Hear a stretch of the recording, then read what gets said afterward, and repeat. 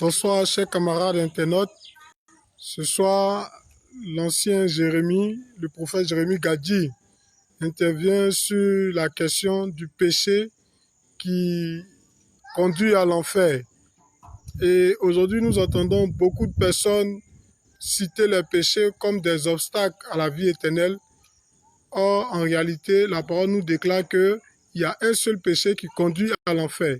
Ce soir, l'ancien Jérémie, le prophète Jérémie Gadji, va dévoiler ce péché-là selon la parole du Seigneur Jésus-Christ. Prophète, nous vous écoutons. Merci frère.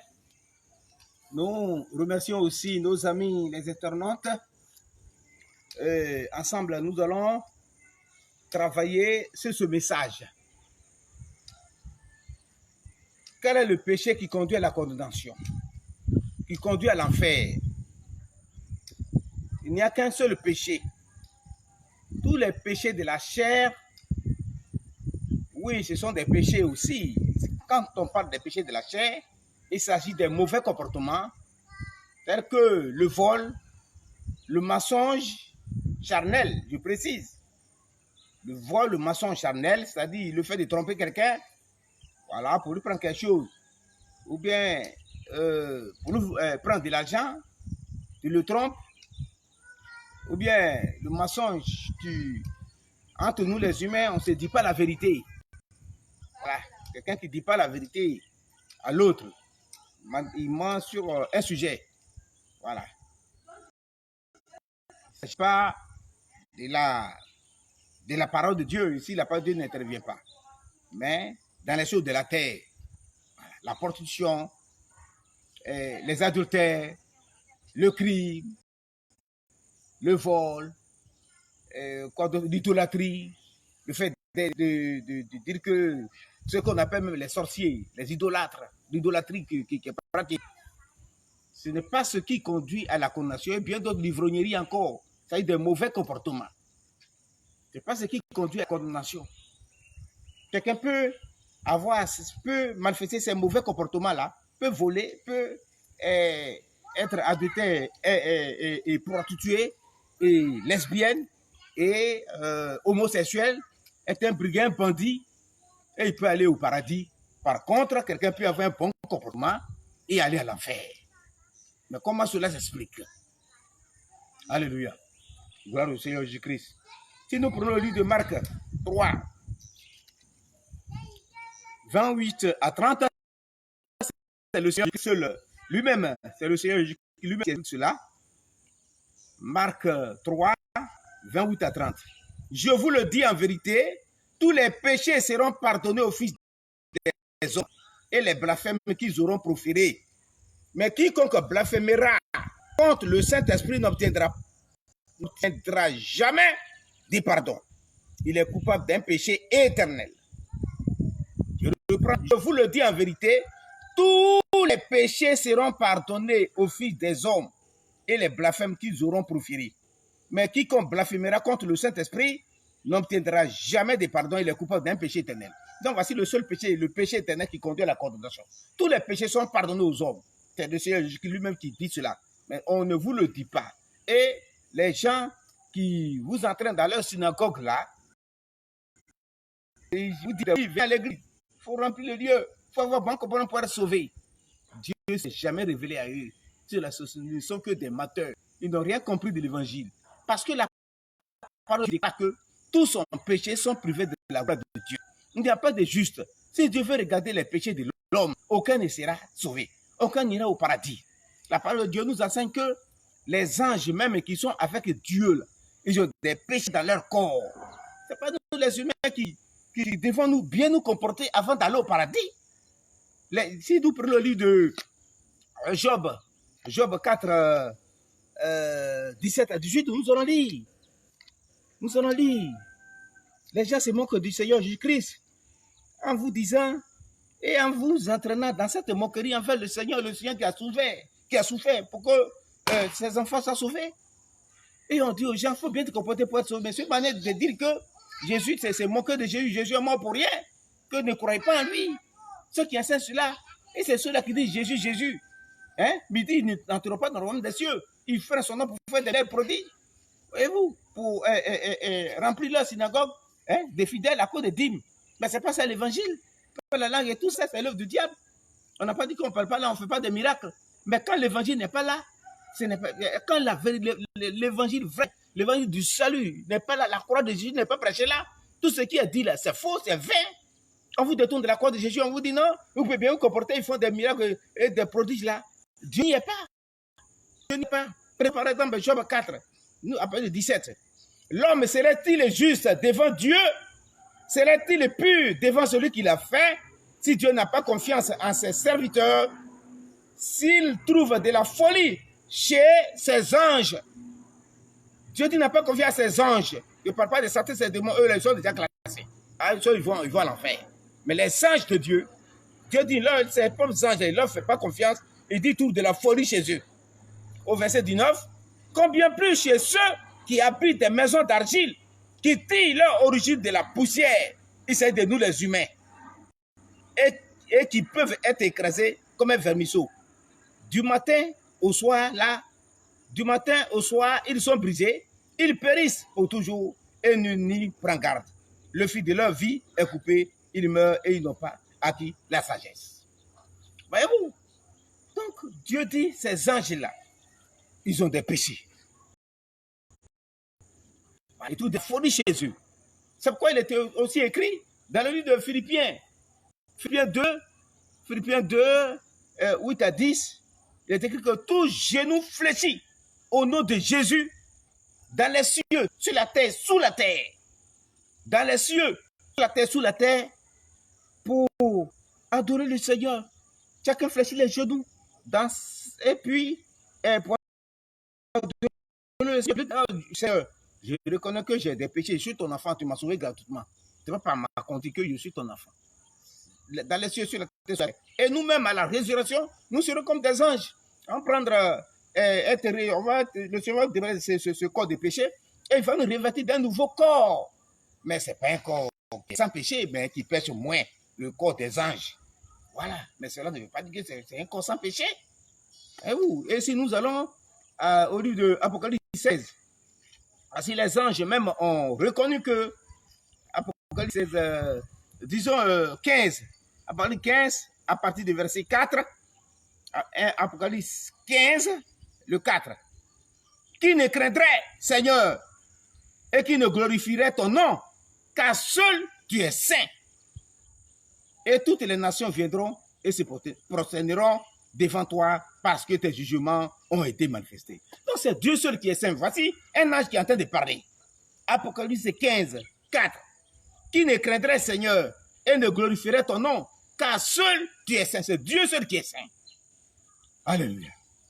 Et les apôtres ont reconnu dans le livre de Romains 3, 10, il est écrit que tous ont péché, sont privés de la gloire de Dieu. Comme des péchés, on ne parle pas des comportements. Il faut distinguer le péché qui conduit à la condamnation des œuvres de la chair. C'est-à-dire voler, je peux tromper mon ami, et puis prendre son argent. Ça là, c'est une œuvre de la chair. Mais ce n'est pas ça qui conduit à la condamnation. C'est un péché de la chair, un péché de comportement. Voilà. Et même quand Dieu parle des péchés de la nature humaine, mais ça va au-delà des mauvais comportements, du fait de voler, de mater sur son ami, ou mater son ami pour prendre son argent, ou comme une impudicité, la prostitution, homosexualité, avec Dieu, ça va au-delà. Pour Dieu, les péchés de la chair, là, les péchés de l'homme, là, il est écrit que le sang même en nous, les péchés. La pensée humaine, les péchés. Voyez-vous, le corps humain est fait de péchés. Le corps, l'âme, l'esprit sont faits de péchés. Et dans cette nature humaine-là, nous ne pouvons rien faire de bon pour être sauvés. C'est ce qui est écrit.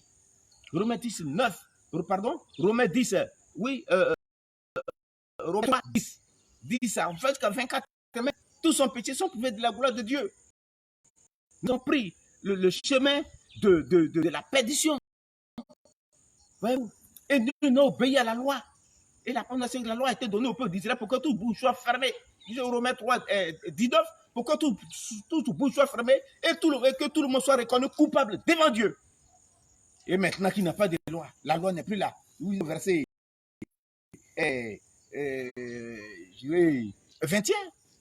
Maintenant qu'il n'y a point de loi, la justice de Dieu est manifestée. Hein? La justice de Dieu est manifestée. Cette justice à laquelle rend témoignage les prophètes et la loi elle-même. Hein? Ainsi, il est écrit que tous son péché sont privés de la gloire de Dieu, mais Dieu les rend justes gratuitement par Jésus-Christ au moyen de la rédemption. Et tous ayant péché, nul ne peut rien faire de bon pour être sauvé. C'est cela, Jésus a traversé la suite, s'est manifesté en chair et il s'est sacrifié pour le salut de ses âmes. Donc, dès l'espoir de la vie éternelle, ne te demande rien. Donc, tous ceux qui n'ont pas l'Esprit de Dieu et qui vont vous dire pourquoi toi Pierre pour être sauvé, ils sont les plus dangereux. Et ceux-là qui pensent que par leur comportement ils peuvent rentrer au ciel, ils sont en train de se moquer de Jésus-Christ. C'est ce que l'apôtre Paul a dit. Il était aussi comme ce que les pharisiens faisaient. Il parlait de bon comportement pour être sauvé. Voyez-vous, si nous prenons le livre de comment dirais-je, Luc 18, verset 9, et nous allons dire, c'est des choses comme là, les comportements que les femmes, toutes les dénominations là, et toutes ces religions que vous voyez, comportent bien par le phare. Toutes les religions, je vous mets, je le dis, partout les gens sont de prier là, mais je ne dis aucune d'elles. Les gens vous disent de bien vous comporter pour aller au paradis. Mais ce n'est pas possible. C'est une injure envers Dieu, une injure envers Jésus et ce sacrifice qu'il a fait à la croix pour notre salut. Voyez-vous, nous allons dire Luc 18, à partir de 9, nous allons dire, là, voyez bien, Luc 18 à partir de 9 jusqu'à 14, il dit encore cette parabole en vue de certaines personnes se persuadant qu'elles étaient justes et ne faisant aucun cas des autres. 2 hommes montèrent au temple pour prier. L'un était pharisien et l'autre publicain. Le pharisien debout priait ainsi en lui-même, « Oh Dieu, je te rends grâce de ce que je ne suis pas comme le reste des hommes qui sont ravisseurs, injustes, adultères, ou même comme ce publicain. Je jeûne 2 fois la semaine. Je donne la dîme de tous mes revenus. » Le publicain se tenant à distance n'osait même pas lever les yeux au ciel, mais il se frappait la poitrine en disant, « Oh Dieu, sois apaisé envers moi qui suis un pécheur. » Tu reconnais que tu es un pécheur, tu crois en Jésus. Tu crois que Jésus est le Fils de Dieu. Il s'est sacrifié pour toi. Le Fils de Dieu, Dieu lui-même. Et même s'il ne croit pas qu'il le dit, tu crois déjà qu'il le fait Dieu. Et il s'est sacrifié pour toi. Il est mort à la cour de la temps, il est mort à la cour de la temps, sur le rocher de mort. Tu as la vie éternelle, c'est ce que la parole nous enseigne. Celui qui ne croit pas, celui qui ne croit pas à ça, et qui pense que par son comportement, il peut aller au paradis.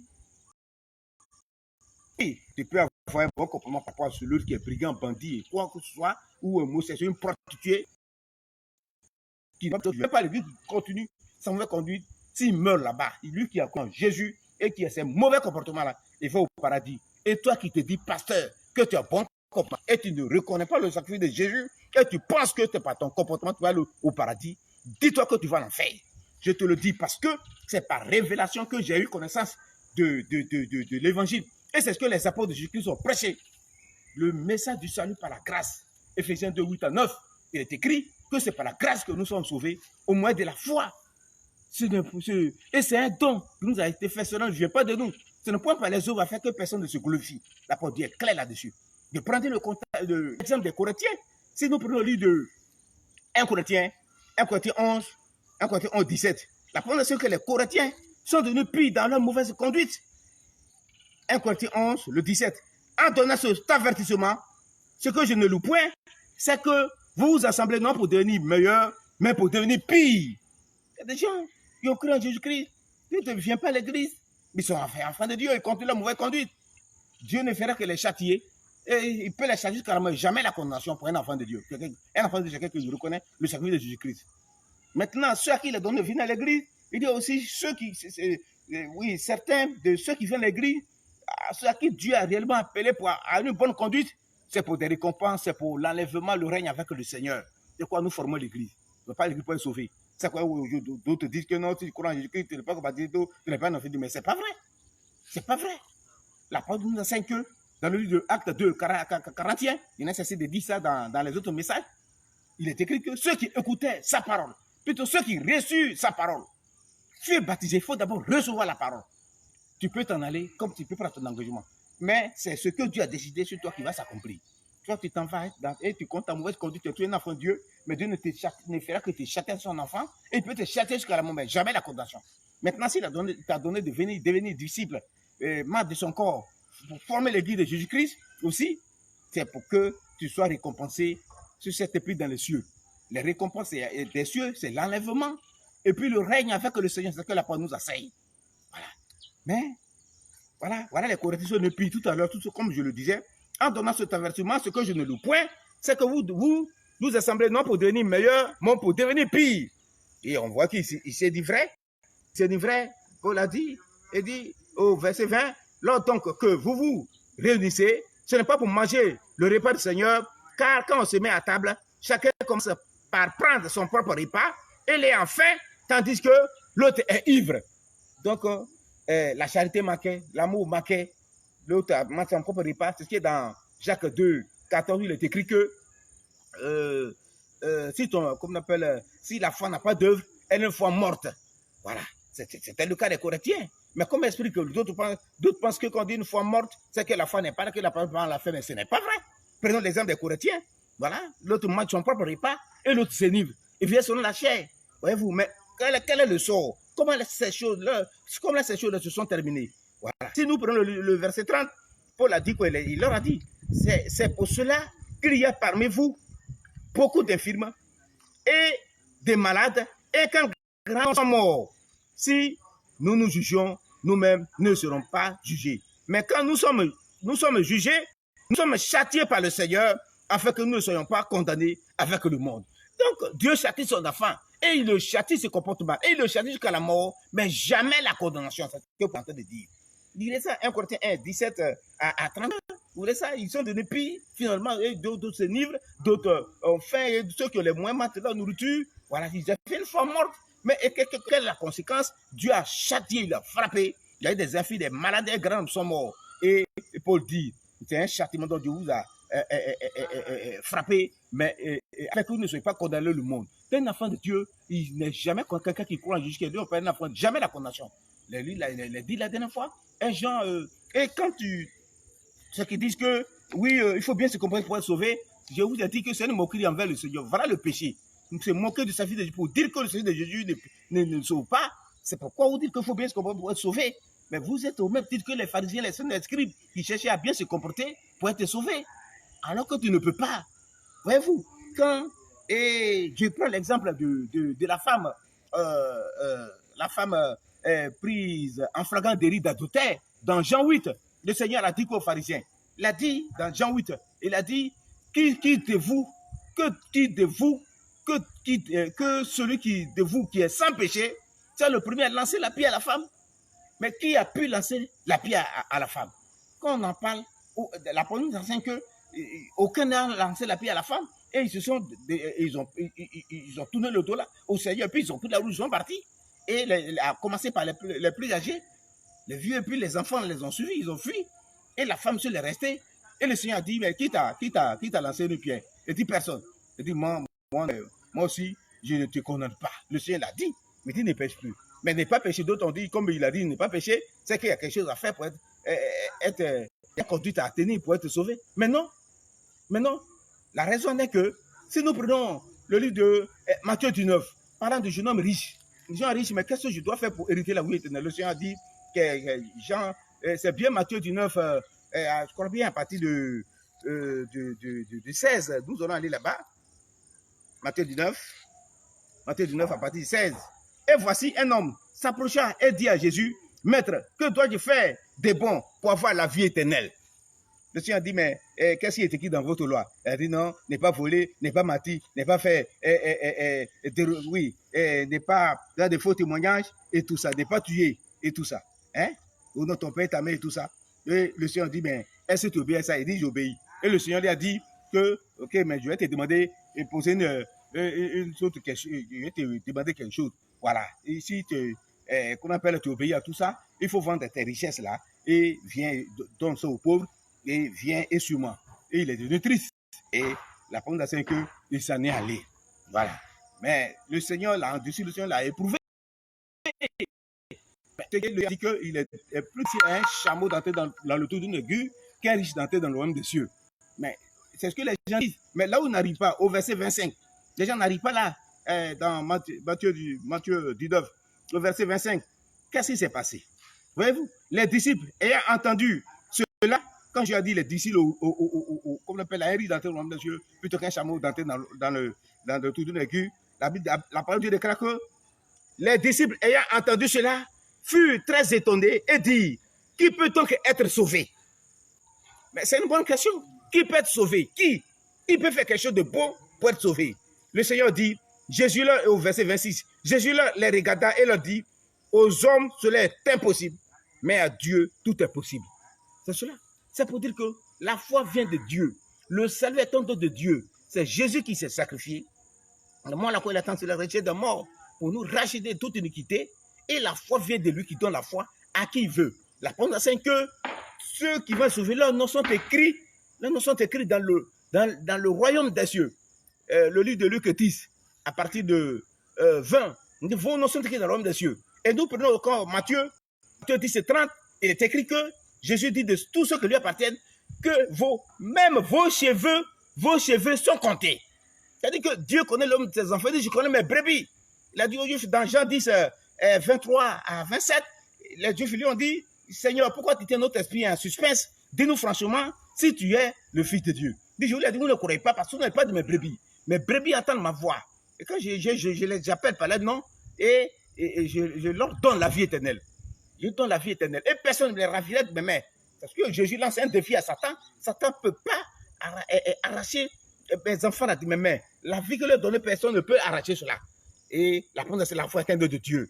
Donc, et Dieu donne la vie à qui il veut. Et la preuve, c'est que, comme on appelle dans le livre de Acte 13, 48, il est même écrit que ceux qui étaient destinés à la vie éternelle crurent. Donc, c'est un destin. Dieu connaît tes enfants, la vie éternelle. C'est pourquoi, quand c'est par la foi qu'on est sauvé, nous ne pouvons faire quelque chose de bon pour être sauvé. Si nous prenons encore le livre de Psaume 89, Psaume 89, à partir de 30, dans la loi déjà, c'est qu'il fait sacrifier des moutons. Voilà, par la foi, Dieu l'a réussi à sacrifier des moutons là, mais dans la marche, il faisait sa foi le sacrifice de moutons pour prendre le péché, parce que nous ne peut, dans le plan du salut, si sacrifice n'y est pas, sacrifice sans n'y est pas, tu ne peux pas être sauvé. C'est pourquoi on voit Abel et puis Caïn. Caïn n'avait pas sacrifié de sang, mais Abel connaissait le sacrifice d'agneau, sacrifice d'agneau. Et c'est la révélation de Dieu. Voilà. C'est pourquoi Dieu a agréé son sacrifice. Mais dans vos sacrifices, il n'y a pas le sacrifice de Jésus là-bas. Comment pouvez-vous être sauvé? Jamais. Quand nous prenons le psaume 89, verset 30, voilà. Quand vous êtes là, oui, il faut bien te comporter pour être sauvé. C'est même dans la loi. Ceux qui étaient sous la loi. Dans le livre de psaume 30, psaume 89, verset 30, il dit, je rendrai ta postérité éternelle. Jésus qui a annoncé. Il est écrit que je rendrai ta postérité éternelle et son trône comme les jours des cieux. Si ses fils abandonnent ma loi, nous sommes les filles de Jésus, il est annoncé même dans la loi sous l'Ancien Testament, ceux qui sont de Dieu là, si les filles de Dieu abandonnent la loi de Dieu, dit, et si ses fils abandonnent la loi et ne marchent pas selon ses ordonnances, et s'ils violent mes préceptes et n'observent pas mes commandements, je punirai de la verge leur transgression et par des coups leurs iniquités, mais je ne lui retirerai point ma bonté. Donc Dieu ne retire jamais sa bonté à son enfant. C'est comme un homme et puis ses enfants. Et vous, on est enfant de Dieu par le sang, tout comme on est enfant de l'homme par le sang. Ce n'est pas par le comportement d'un homme qu'on reconnaît que celui-là est son enfant. Pas par le comportement de l'enfant qu'on reconnaît que son père est son père. C'est le sang, toujours. Aussi spirituellement, Jésus a dit qu'il a souffert des douleurs de l'enfantement et il a versé son sang. Le livre de 1 Jean 5 à 6 nous dit que qui est celui qui a tout fait du monde, c'est celui-là qui croit que Jésus est le Fils de Dieu. Au verset 6, il est venu de l'eau et du sang. Et voilà. Et il y a l'esprit qui rend témoignage. 3 rangs de témoignage. L'eau, le sang et l'esprit. Parce que tu crois ce sacrifice-là, le Saint-Esprit en toi. Tu es né de nouveau. Ce n'est pas en ratant dans le baptême qu'on doit le dire. Ce n'est pas en allant soit même dans l'église pour bien se comporter. Le brigand à la quoi n'est pas allé, qu'on appelle, n'a pas été baptisé et tout ça. Il y a aussi acte 23, acte plutôt 28, 23, 24. Ceux qui ont cru là, ils n'ont pas été baptisés d'eau dans leur discussion, dans leur vie charnelle. Ils sont partis. Voilà. Donc, c'est pas un point de comprendre. Le salut est un don gratuit. Voilà. Et le seul péché qui conduit à la condamnation, le Seigneur en a parlé dans Jean 16, 8. Il est écrit que lorsque le consolateur viendra, il convaincra le monde du péché, des péchés, de justice et de jugement. Des péchés en ce sens que le monde ne croit pas en moi. Voilà, Jean 16, 8. Et quand il sera venu le consolateur, il convaincra le monde en ce qui concerne le péché, la justice et le jugement. En ce qui concerne le péché, parce qu'il ne croit pas en moi. La justice, parce que je vais au Père. Bon, ça ne nous intéresse pas. Donc le péché, c'est le fait de ne pas reconnaître le sacrifice de Jésus-Christ, de rejeter ce sacrifice-là. Voyez-vous? Et Paul le dit aussi dans Galates 2, 21, il a dit que tu ne rejettes pas la grâce de Dieu. Car si la justice s'obtient par la loi, c'est que Jésus est mort en vain. C'est-à-dire qu'il faut que moi je me comporte bien pour que je sois sauvé. C'est que Jésus là, je suis en train de me moquer de lui, que Jésus, ton sacrifice que tu as fait à la croix là, tu es mort. Toi et eux là, vous tous, vous les prêtez tous là, vous allez vous retrouver à l'enfer. Ça, il faut que vous le sachiez. Donc, voilà le message de l'évangile de la croix, celui qui sauve la grâce que j'ai à vous présenter. Que le Seigneur bénisse. Amen. Amen.